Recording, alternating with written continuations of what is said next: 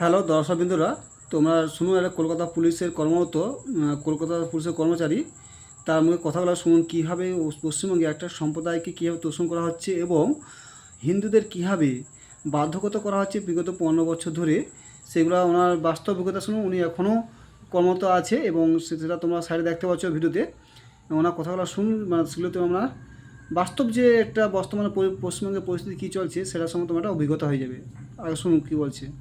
আমি রামকৃষ্ণ কয়াল, পেশায় একজন কলকাতা পুলিশ কর্মী। 23 বছরের কর্মজীবন অতিবাহিত, এখনো 17 বছর কর্মজীবন বাকি আছে। এই 23 বছর কর্মজীবনের 15টি বছর আমি তৃণমূল সরকারকে দিলাম। এই 15 বছরে আমি দেখলাম কিভাবে ডিপার্টমেন্টের ইসলামীকরণ হচ্ছে।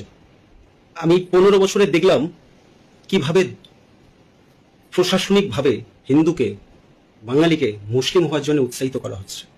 আসন্ন এই বিধানসভা নির্বাচনে প্রথম ফেজের নির্বাচন হয়ে গেছে। সেকেন্ড ফেজের নির্বাচনের এই দক্ষিণবঙ্গের সমস্ত বাঙালির কাছে আমার আবেদন, আপনাদের ভাষায় তথাকথিত চটিচাটা দলদাস একজন পুলিশের আবেদন, আপনারা এমনভাবে ভোট করুন, ভোট দিন যাতে সরকারের পরিবর্তন হয়।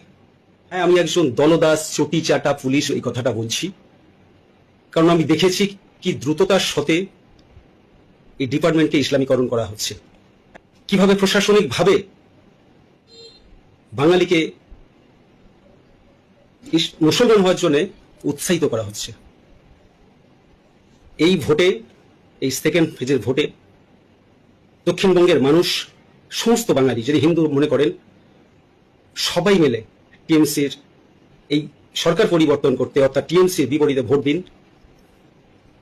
টিএমসি জিতে যাওয়ার অর্থ হচ্ছে মুসলমানের জিতে যাওয়া, হ্যাঁ, জেহাদি শক্তির জিতে যাওয়া। আর মুসলমান জিতে যাওয়ার অর্থ হচ্ছে আমাদের মঠ মন্দির ধ্বংস হওয়া, আমাদের দেবদেবীর মূর্তি ধ্বংস হওয়া। কেন বলছি মুসলমান জিতে যাওয়ার অর্থ হচ্ছে, টিএমসি সরকার জিতে যাওয়ার অর্থ হচ্ছে মুসলমানের জিতে যাওয়া।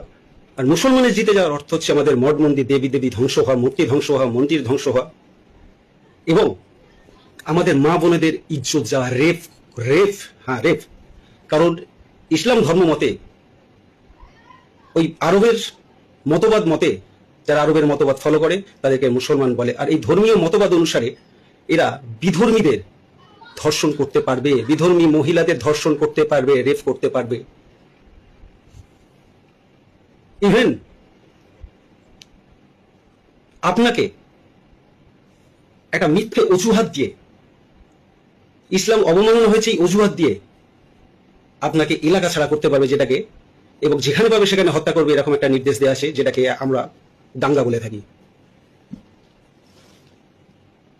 আমরা রোজার সময়, ঈদের সময়, ঈদ মোবারক, রোজা মোবারক বলি, রোজা 1.5 মাস পরে রোজা। আপনি কি জানেন বন্ধু, এই রোজার মাসের পরে বিধর্মীদের উপর ঝাঁপিয়ে পড়ার কথা বলা আছে? জানেন না?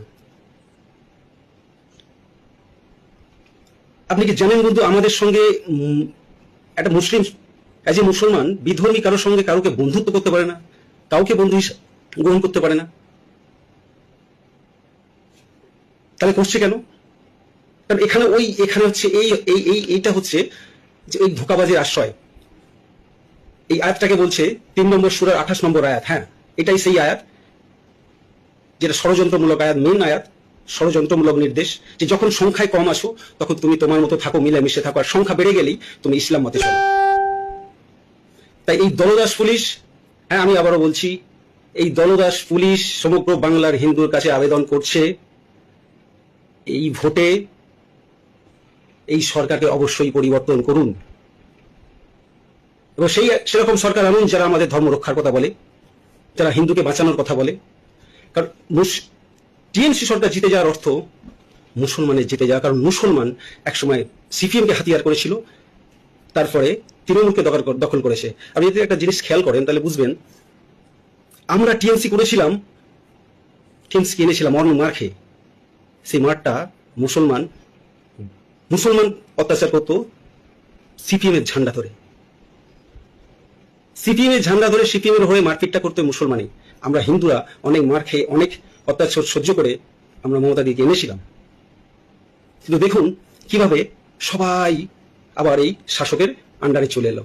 This is the policy. এই পলিসি বুঝতে হলে আপনাকে ধর্মগ্রন্থ কোরআন পড়তে হবে। এরা শাসকের ছায়, ছত্র ছায় থাকবে, আর এদিকে জনসংখ্যা বাড়াবে, এবং যখন জনসংখ্যা বাড়বে তখন আর কোনো রাজনীতির এরা তোয়াক্কা করবে না। আমি আবারও বলছি, মুসলমান জিতে যাওয়ার অর্থ, টিএমসি সরকার জিতে যাওয়ার অর্থ মুসলমান জিতে যাওয়া, আর মুসলমান জিতে যাওয়ার অর্থ হচ্ছে আপনার মা বোন ধর্ষিত হবে, ধর্মগ্রন্থ কোরআনে পরিষ্কার নির্দেশ দেওয়া আছে, বিধর্মী মানুষ খুন হবে, এবং আপনাকে এলাকা ছাড়া করা হবে দাঙ্গা করে, আপনার জ্বালিয়ে পুড়িয়ে ঘর জ্বালিয়ে দাঙ্গা করে ভাগিয়ে দেওয়া হবে। পরিষ্কার দাঙ্গা করার কথা লেখা আছে। এটা হলো সেই বই, আরবীয় মতবাদ সম্মিলিত বই, যাকে ধর্মগ্রন্থ কোরআন বলা হয়। তাহলে উনি যে কথা বলেন, তাহলে বাস্তব যে অভিজ্ঞতা, তাহলে উনি যেভাবে রিকোয়েস্ট করলেন, তোমাদের কি এখন তারা হিন্দুরা জাগো, এখান থেকে তোমাদের এখানে ঠিক করা উচিত কী হবে, ঠিক আছে? তোমরা যদি না চাও যে আরও দলদাস থাকতে, না আরও পশ্চিমবঙ্গটা বাংলাদেশ করতে, তাহলে তোমরা অবশ্যই তোমাদের পছন্দ প্রার্থীকে ভোট দাও, না হলে চাও যেটা তোমাদের মনের সিদ্ধান্ত সেটাই করো। কিন্তু যে অভিজ্ঞতা শুনলে তোমরা, সেটা একটা কিন্তু চরম একটা অভিজ্ঞতা, ঠিক আছে?